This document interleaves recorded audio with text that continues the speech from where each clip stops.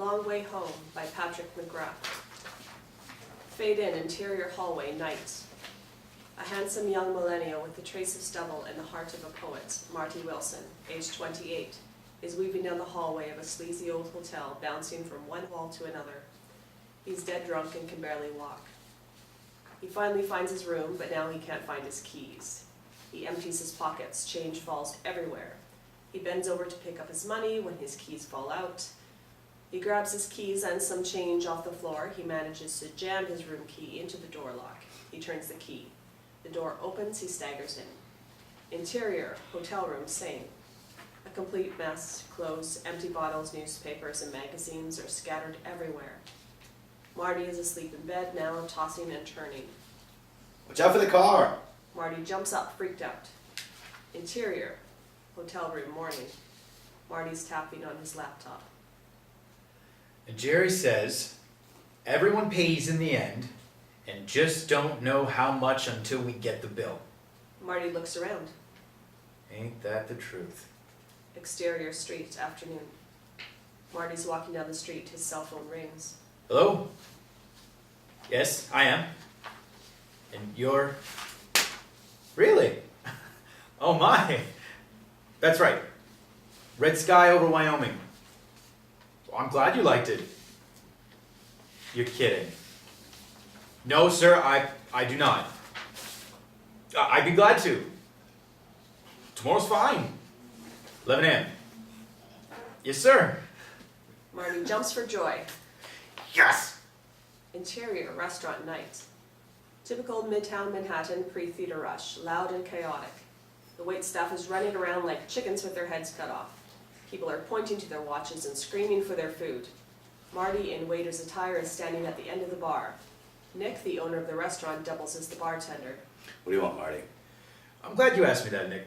I always thought there would be more to life than this. The rat race, the day-to-day struggle. Let's go, Marty. A Bass Ale and a Gin Gibson up. Thank you. By the way, Nick, you're an inspiration to me. Nick is mixing drinks. What? Yeah. And just so you know, I promise, I won't forget about you when I become famous either. That's a relief. Aw, come on, Nick. Be nice. I'm nice to you. Nick puts the drinks down. Just pick up your drinks before I throw your sorry ass out of here. Marty picks them up and puts them on his tray. Right. Great talking to you. Interior, hotel lobby, night. A place that's seen better days.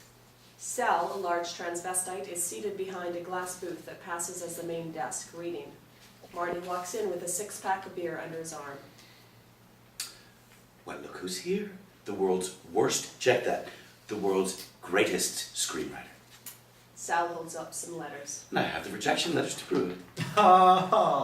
Sal starts to go over Marty's mail. I think they even spelled your name right on one of them. Go ahead and mock me if you must. But tomorrow, I'm meeting with a big-time agent who actually likes Red Sky and wants to represent me. So suck on that, Mr. Smarty Pants. Let me guess, his other client is Helen Keller? No. Could I have my mail, please? Not before I remind you that your rent was due last Tuesday. I know. I'm working on it. Hopefully after tomorrow, maybe I can get a cash advance from the new agent. Wouldn't that be cool? Wonderful. In the meantime, I'm not telling you, Martino. They're not happy.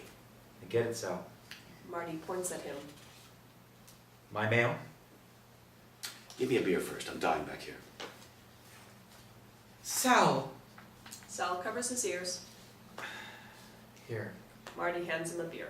Why, thank you. I knew this day would come. I was just expecting champagne and flowers instead, but I digress. Here's your mail, sir. Thank you. Good night, Sal. Sweet dreams. Marty exits. Sal opens his beer and returns to his newspaper.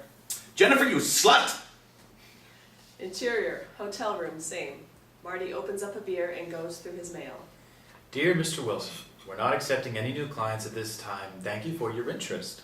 Marty throws the letter into the garbage. He continues to do the same with several others, shaking his head as he reads them aloud. Dear Mr. Blah, blah, blah, blah, blah, blah, blah, blah. He stops. The fuck? Just who I wanted to hear from. He sits down on the bed. Insert letterhead. The Kaiser High School class of 2004 reunion committee. Back to scene. Marty reluctantly opens the letter. Dear Martin, can you believe it's already been 10 years since we graduated? Well, it has. Duh. Marty continues reading. So the class of 2004 is going to have its 10-year reunion on Saturday night, July 15th, at the Kaiser High School gym. It'll be a cash bar and lots of great music. Please RSVP. And we hope to see you there. Go Cougars! Sincerely, the class of 2004 reunion committee, Connie Willerson, Pam Johnson, Shelley Santangelo. Marty puts the letter down. Jesus, that's next weekend. When was this sent? Marty looks at the envelope. May? Figures, I get it now. Oh well, screw it, I'm not going. Marty throws the envelope in the garbage. He takes another swig of beer and is about to throw away the invitation as well, when he notices some writing on the back. What's this? Insert handwritten note. Marty, remember the lake. SB. Back to scene. Sarah. Flashback, exterior, driveway, morning. Marty, age 18, is leaning on his car, talking with a beautiful young woman, Sarah Beauchamp, age 18. She puts her hand on his shoulder and leans forward. I thought maybe we could hang out together at the graduation party tonight. Back to the present. Marty shakes his head sadly. I wish we could have. He throws the invitation in the trash. Exterior, city street, morning. A large office building. Interior, office, same. A middle-aged man, Leo Woods, is sitting behind a desk in a cheap office. Leo is sleazy from head to toe, starting with his bad toupee to his cheap unshined shoes. Marty is seated opposite him. So, Artie, Marty. close enough.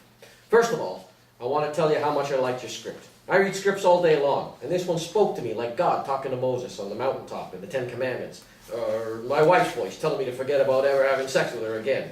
Some things never leave you. Right. What I'm saying, kid, I think you have talent. And I'm all about talent, which is why I want you to sign with the Leo Woods Agency. Really? I'm just curious, who do you see playing Red? Not that it makes any difference, but I was thinking Tobey Maguire or maybe Sean Astin. Yeah, I'm not even concerned about that. I just want you to know that I'm here for you. 25, 8 days a week, because we are family here, Sammy. And Marty. Who?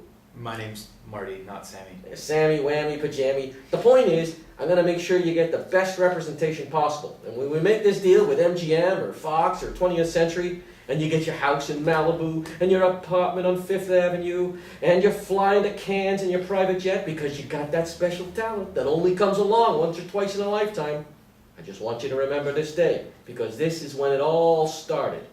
Do we have a deal? Leo sticks out his hand. Absolutely, and thank you, Mr. Woods. They shake hands. Call me Leo. Leo reaches onto his desk and pulls out a contract and points to the dotted line with the pen. Sign right here and write me a check for $2,500 and we're good to go. Leo hands him the pen. What? I said sign right here and we're good to go. Or you can give me a credit card, whatever's easiest for you.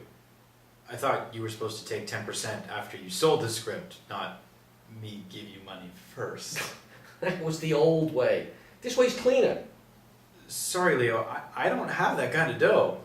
Gee, that's too bad. All right, make it $2,000. No. 1,500 and you can owe me the rest? How's that? Marty starts to get up. No. It's funny. I actually thought you were going to be able to loan me money. Shows you how much I know. Leo pushes Marty back down, then reaches into his wallet and pulls out some money. And I can. Here's $5. Leo tries to push the money into Marty's hand. In the meantime, give me $1,000 and we'll split it 50-50, Herbie. Marty bolts out of the chair. Marty! I knew that. Marty flees the office. Leo follows him into the hallway. Make it $500 and we'll do 60-40. Hey, kid! Hey! But Marty's gone.